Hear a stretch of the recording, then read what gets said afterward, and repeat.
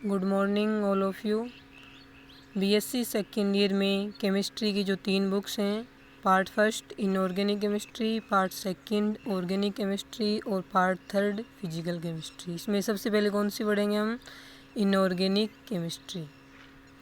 ठीक है, देखिए इसमें इनऑर्गेनिक केमिस्ट्री में इस प्रकार से आपके ये 5 यूनिट्स हैं। पाँचों यूनिट्स में पहली यूनिट्स कौन सी है? Chemistry of elements of D block elements. ठीक है, तो इसके अंदर डी ब्लॉक में जो 3 श्रेणी आपकी 3D 4D और 5D सीरीज, उनकी केमिस्ट्री है वो पढ़नी है। उसके बाद यूनिट सेकंड में 2 पार्ट हैं, ऑक्सीडेशन एंड रिडक्शन, और सेकंड इसमें क्या होगा? क्रोमेटोग्राफी। यूनिट थर्ड है, उसके अंदर कोऑर्डिनेशन कंपाउंड है, उनको पढ़ेंगे। यूनिट फोर्थ में एफ ब्लॉक की जो 2 श्रेणियां हैं, लेंथेनाइड्स और एक्टिनाइड्स हैं, उनकी केमिस्ट्री पढ़ेंगे। और यूनिट फिफ्थ के अंदर 2 पार्ट हैं उसी तरह से, एसिड एंड बेस, और सेकंड कौन सा हो जाएगा? नॉन एक्वस सॉल्वेंट यानी अजलीय विलायक। तो इसमें सबसे पहले हम कौन सी पढ़ेंगे? यूनिट फिफ्थ का पहला पार्ट है एसिड एंड बेस यानी अम्ल और अक्षार। ठीक है,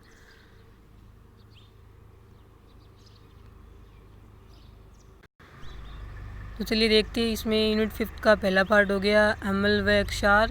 इसमें सबसे पहली हेडिंग है अम्ल और अक्षार के लिए जो अलग अलग साइंटिस्ट थे, उन्होंने अलग अलग अपनी अवधारणाएं दी थी।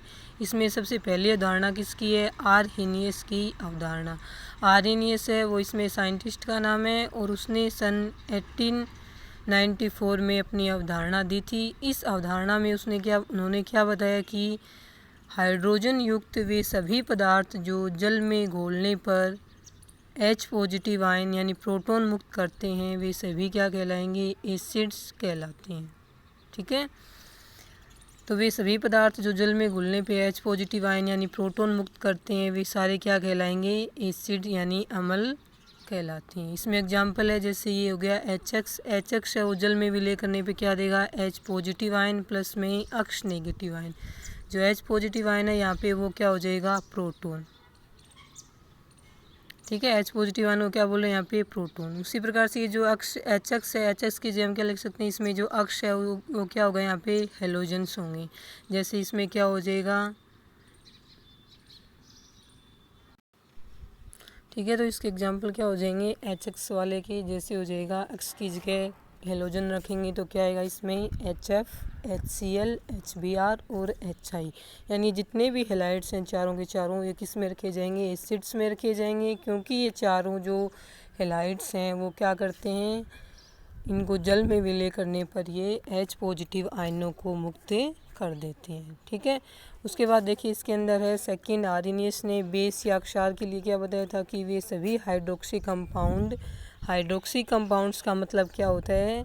कि वे सभी कंपाउंड्स जिनके अंदर OH नेगेटिव आयन या फिर OH समूह उपस्थित होता है, वे क्या कहलाएंगे? हाइड्रोक्साइड आयन कहलाते हैं। ठीक है, तो वे हाइड्रोक्सी कंपाउंड जिनको जल में विलय करने पर OH नेगेटिव आयन मुक्त करते हैं, वे सारे के सारे क्या कहलाएंगे? बेस या अक्षार कहलाते हैं। जैसे एग्जांपल हो गया BOH को जल में विलय करने पे ये क्या बनाएगा? B पॉजिटिव आयन प्लस में OH नेगेटिव आयन। अब इसमें इस BOH ने OH नेगेटिव आयन, जिसको हम हाइड्रोक्साइड आयन बोलते हैं, वो मुक्त कर रहा है, इसलिए BOH यहाँ पे क्या हो गया? बेस हो गया। अब इसमें BOH की जगह, ये तो कॉमन एग्जांपल लिया है, इसमें BOH की जगह हम क्या रख सकते हैं? जैसे B की जगह रख दिया सोडियम Na, तो ये क्या बन जाएगा? NaOH, sodium hydroxide. B की जगह यदि हम क्या रख देते हैं? K रख देते हैं, तो ये क्या बनाएगा? KOH यानी पोटेशियम हाइड्रोक्साइड। तो इसके एग्जाम्पल क्या हो जाएंगे? NaOH और KOH, ये दोनों इसके क्या हो जाएंगे? एग्जाम्पल हो जाएंगे। ठीक है, उसके बाद में नेक्स्ट इसके अंदर क्या आएगा? न्यूट्रलाइजेशन प्रोसेस यानी कि उदासीनीकरण क्रिया। तो इसमें देखिए आप, उदासीनीकरण क्रिया वो क्या होगी? वह प्रोसेस या वह क्रिया जिसमें अम्ल का H पॉजिटिव आयन तथा अक्षार का OH नेगेटिव आयन, क्योंकि आर्हेनियस की जो अवधारणा है उसमें हमने क्या पढ़ा है? कि जो एसिड्स जितने भी होते हैं वो H पॉजिटिव आयन यानी प्रोटॉन मुक्त करते हैं, और बेस या अक्षार जितने भी हैं वो सारे के सारे क्या करते हैं? OH नेगेटिव आयन अर्थात हाइड्रोक्साइड आयन को मुक्त करते हैं। तो उदासीनीकरण क्रिया कौन सी हो जाएगी? वह क्रिया जिसमें एसिड द्वारा मुक्त किए हुए H पॉजिटिव आयन और बेस के द्वारा मुक्त किए हुए OH नेगेटिव आयन हैं वो आपस में जुड़कर H2O का निर्माण करते हैं, तो वो क्या कहलाएगी? उदासीनीकरण क्रिया कहलाएगी। इसको उदासीनीकरण क्रिया क्यों बोलेंगे? क्योंकि एसिड के जो एसिडिक गुण हैं वो किसके कारण से होते हैं? इस H पॉजिटिव आयन के कारण से। और बेस के जो बेसिक प्रॉपर्टीज होती है वो किसके कारण से होती है? हाइड्रोक्साइड आयन यानी कि OH नेगेटिव आयनों के कारण होती है। जब उदासीनीकरण की क्रिया में ये H पॉजिटिव आयन तथा OH नेगेटिव आयन आपस में क्रिया कर कर H2O यानी जल का अणु है वो बना लेंगे, तो इसमें H पॉजिटिव आयन और OH नेगेटिव आयनों की जितनी भी प्रॉपर्टीज़ हैं वो समाप्त हो जाती हैं। इस कारण से और वो क्या बनेगा? उदासीन बनेगा।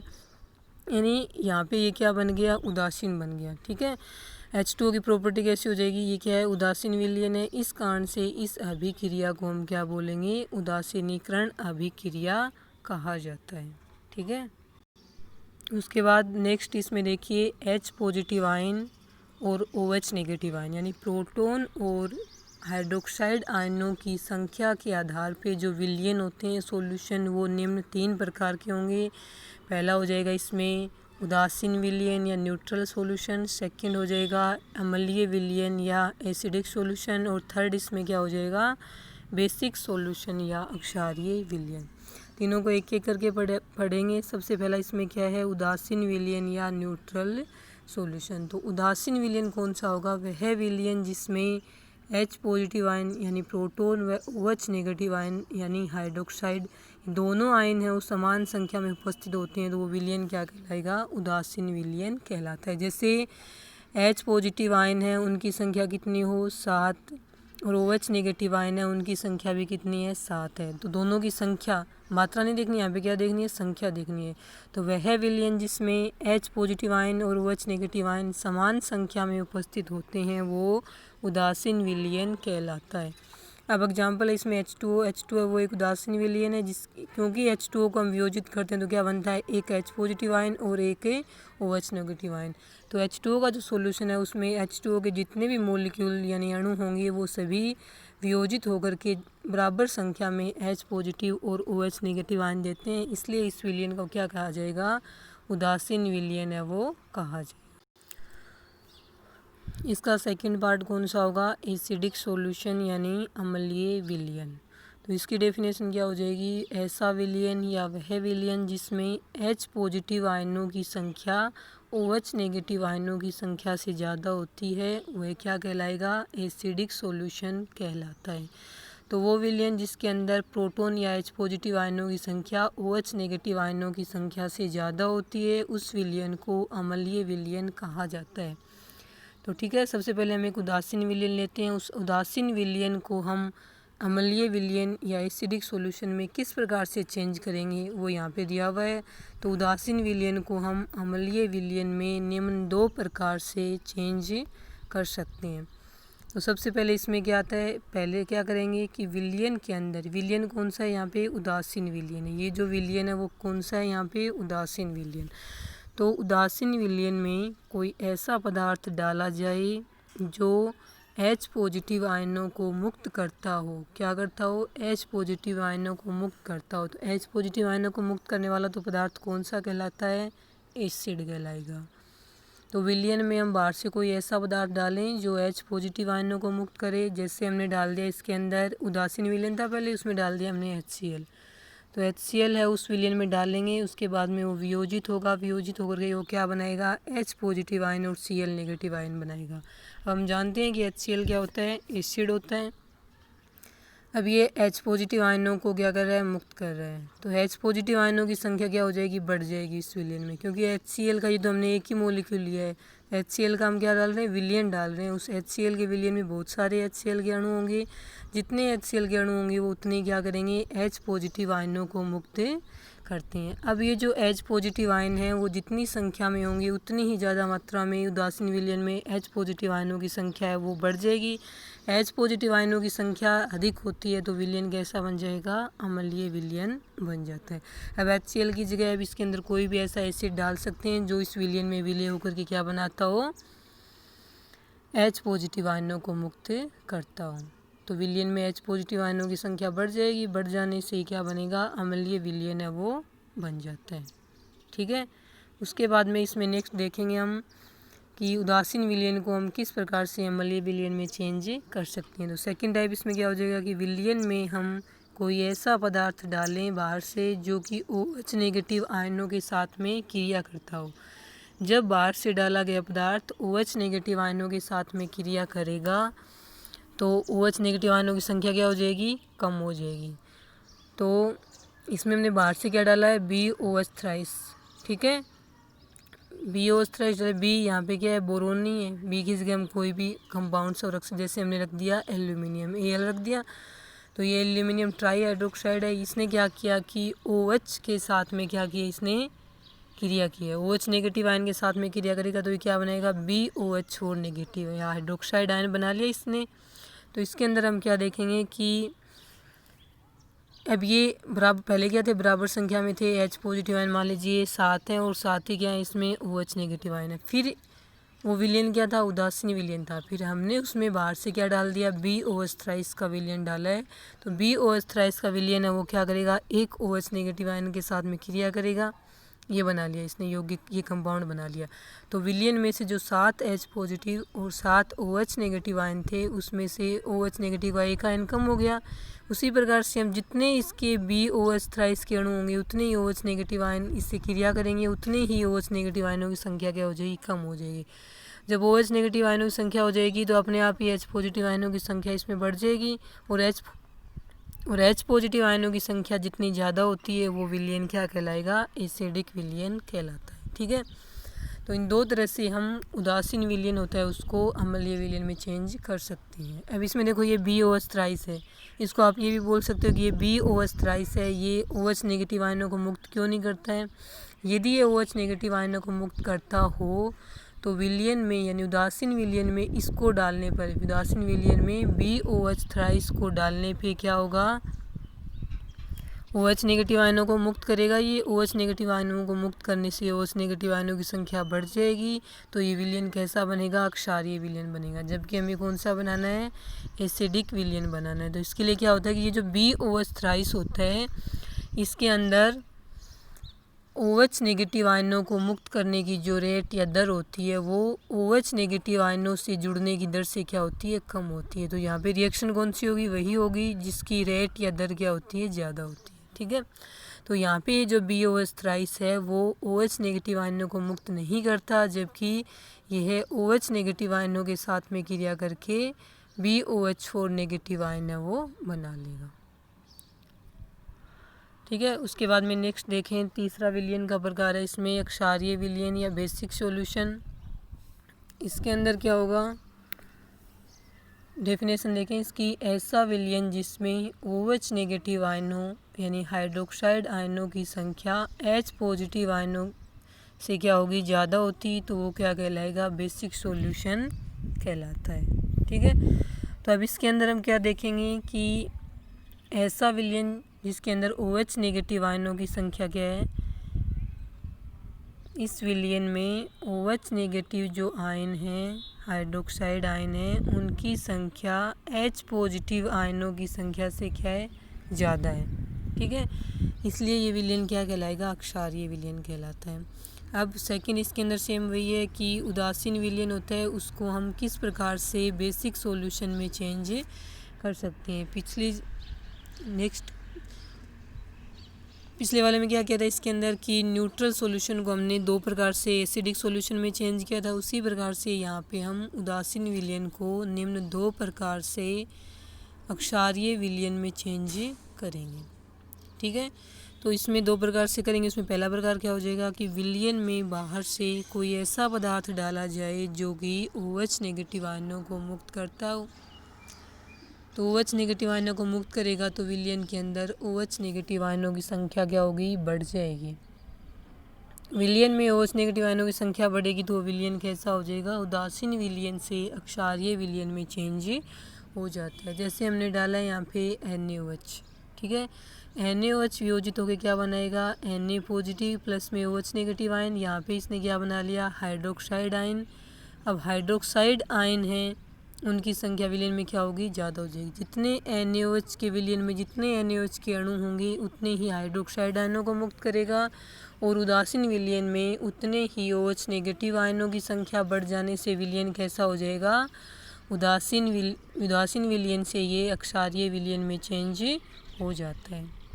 ठीक है, उसके बाद में इसमें हम नेक्स्ट क्या देखेंगे, सेकंड किस प्रकार से चेंज करेंगे हम इसको, कि विलयन में हम बाहर से कोई ऐसा पदार्थ डाला जाए जो H पॉजिटिव आयनों से क्रिया करके कोई यौगिक बना ले। ठीक है, H पॉजिटिव आयनों के साथ में क्रिया करेगा, कोई यौगिक बनाएगा, तो H पॉजिटिव आयन की संख्या है वो यहाँ पे क्या हो जाएगी, कम हो जाएगी। H पॉजिटिव आयनों की संख्या जब यहाँ पे कम हो जाती है तो OH नेगेटिव आयनों की संख्या है वो अपने आप ही बढ़ जाएगी, तो विलयन कैसा हो जाएगा, अक्षारीय विलयन है वो बन जाएगा। जैसे हमने डाला है NH3 को उदासीन विलयन में डालने पर ये उदासीन विलयन में उपस्थित जो H पॉजिटिव आयन है उनके साथ में क्रिया करेगा, क्रिया करके क्या बना लेगा, NH4 पॉजिटिव आयन बनाएगा, जिसे क्या बोलेंगे यहाँ पे अमोनियम आयन है वो कहा जाता है। अब इसके अंदर क्या देखेंगे हम कि ये जो NH3 है वो किस प्रकार से वियोजित हो सकता है। जैसे ये हो गया यहाँ पे NH3, ये वियोजित होकर के क्या बना सकता है, NH2 नेगेटिव प्लस में H पॉजिटिव आयन। अब हम ये भी कह सकते हैं कि यदि हम NH3 को डालते हैं तो विलयन में तो वो H पॉजिटिव आयनों को भी मुक्त कर सकता है, लेकिन यहाँ पे क्या होगा कि NH3 की H पॉजिटिव आयनों को मुक्त करने की प्रवृत्ति है वो क्या होती है, कम होती है, जबकि NH3 की H पॉजिटिव आयनों को ग्रहण करने की प्रवृत्ति क्या होती है, ज़्यादा होती है। इसका कारण क्या होगा कि NH3 यानी कि अमोनिया का जो अणु होता है उसके अंदर अमोनिया के अणु में नाइट्रोजन परमाणु पे क्या होता है, लोन पेयर होता है, एकांकी इलेक्ट्रॉन युग्म होगा। इस कारण से ये H पॉजिटिव आयन को अपने एकांकी इलेक्ट्रॉन युग्म दे करके उसके साथ में कोऑर्डिनेशन या उप सह संयोजक बंध बना करके अमोनियम आयन का निर्माण कर लेता है। इस प्रकार से विलयन में मान लीजिए बराबर संख्या में क्या थे, इस विलयन के अंदर H पॉजिटिव आयन और OH नेगेटिव आयन है वो क्या थे, बराबर संख्या में। NH3 अमोनिया के विलयन को डालते ही इसने क्या किया, H पॉजिटिव आयनों के साथ में क्रिया कर ली, क्रिया करके अमोनियम आयन बना लिए, तो H पॉजिटिव आयनों की संख्या क्या होगी, कम होगी, तो OH नेगेटिव आयनों की संख्या यहाँ पे अपने आप ही क्या होगी, बढ़ गई। OH नेगेटिव आयनों की संख्या जब ज़्यादा होती है तो वो विलयन क्या कहलाएगा, अक्षारीय विलयन कहलाता है। ठीक है, तो इसके अंदर आप नेक्स्ट क्या देखेंगे कि अक्षारीय विलयन में हम NH3 के अलावा और भी कोई कंपाउंड डाल सकते हैं जो कि H पॉजिटिव आयनों के साथ में क्रिया करके इसकी तरह क्या बना रहा हो, यौगिक बना रहा हो। तो H पॉजिटिव आयनों की संख्या कम हो गई, कम हो जाने से विलयन क्या बन गया, अक्षारीय विलयन है वो बन जाएगा। अब इसमें देखेंगे NH3 किस प्रकार से क्रिया करेगा, NH3 प्लस में H पॉजिटिव क्रिया करके ये यहाँ पे क्या बनाएगा, NH4 पॉजिटिव आयन। तो NH4 पॉजिटिव के अंदर जो 3 हाइड्रोजन हैं वो तो नॉर्मल सह संयोजक बंध से जुड़े हुए होंगे, जबकि जो चौथा हाइड्रोजन है जो H पॉजिटिव के रूप में जुड़ा है उसके पास तो इलेक्ट्रॉन है ही नहीं, तो वो इलेक्ट्रॉन कहाँ से लेगा, NH3 के लोन पेयर से। तो किस प्रकार से क्या बनेगा, एक कोऑर्डिनेशन बॉन्ड का निर्माण है वो हो जाएगा इस प्रकार से। ठीक है, तो ये जो तीनों बॉन्ड हैं वो तो क्या है, नॉर्मल सह संयोजक बॉन्ड है, जबकि ये वाला जो बॉन्ड है जो कि नाइट्रोजन ने अपने लोन पेयर दे करके H पॉजिटिव के साथ में बनाया है, तो वो क्या बनेगा, इसके अंदर कोऑर्डिनेशन या उप सह संयोजक बंध है वो यहाँ पे बन जाएगा। ठीक है, उसके बाद में इसकी नेक्स्ट हेडिंग है कि अम्ल और जो अक्षार होते हैं उनकी सामर्थ्य को, यानी कौन सा प्रबल अम्ल है और कौन सा प्रबल अक्षार है, कौन दुर्बल अम्ल है और कौन दुर्बल अक्षार है, इसे हम आर्हेनियस की अवधारणा के आधार पे समझेंगे। ठीक है, आज के लिए इतना ही, थैंक यू।